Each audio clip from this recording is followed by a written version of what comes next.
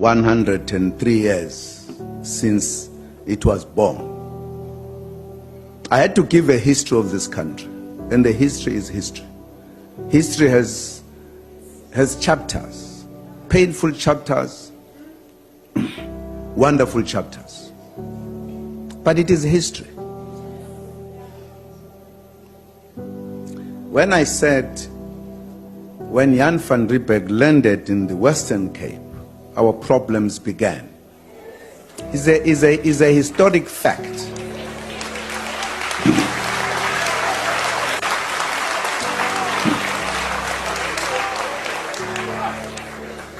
When he landed, there were residents here, in this very city, who were established here.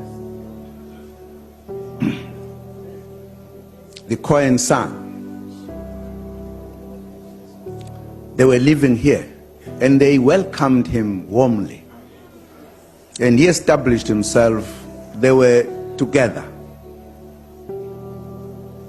Somewhere, somehow, a tension began. And there were wars that were fought. They were removed here forcefully from their area. Removed. And some of them went deep into the country, north, south, east. And the wars began because after the population arriving in South Africa grew. It is written down, it's not me concocting it.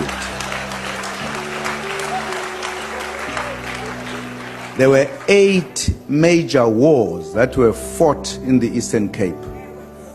I didn't write that. We are not counting other small wars. 8 major wars.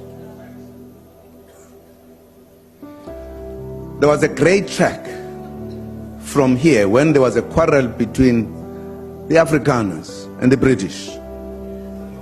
As a history of this country, there was an establishment of 4 republics, 2 belonging to the British, 2 belonging to the Afrikaners. When all of this was done, the blacks were not consulted. Even the establishment of the republics. The Zulus fought the British, and the major one was at Isanjwan. The Afrikaners fought the Zulus, and Ngombe, what you call the Brald River.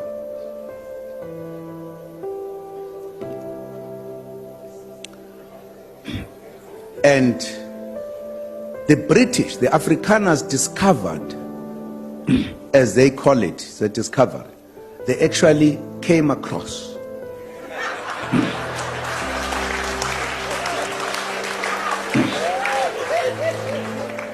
mineral resources. And the British heard this, and they vowed to defeat the Afrikaners. And there was an Anglo-Boer war. As a history of this country. Very bitter war. We all participated on either side. Only now, when we are correcting history, we are calling it a South African war, because we all died in that war. At the end of that war, the English-speaking and the Afrikaners met to negotiate and agreed the 4 republics should be combined, and took very important decisions. Where will the parliament be as part of compromises? It will be in Cape Town. Where will the administrative city, Pretoria? Where will be the judiciary? Orange Free State in Bloemfontein. And one of the decisions, when these 2 met, was that you will have, therefore, a union of South Africa. The government, who should be elected at all times, but the black people would not participate in that process.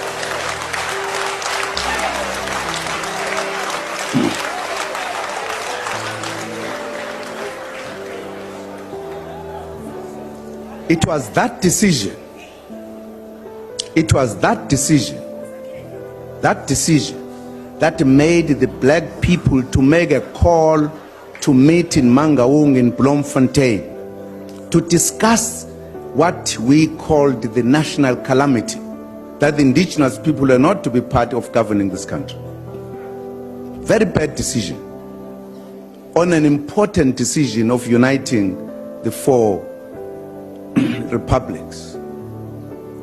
It was that time that we said we are going to fight to liberate ourselves, to be part of government, to participate.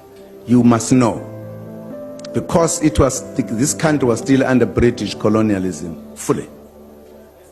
There were delegations that went to England to raise the matters.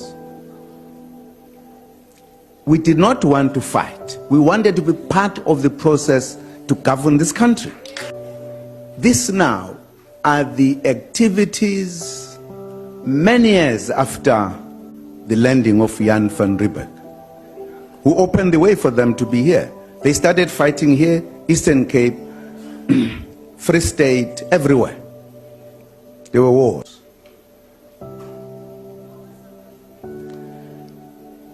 And again, after many years, we said, but what type of a country do we want?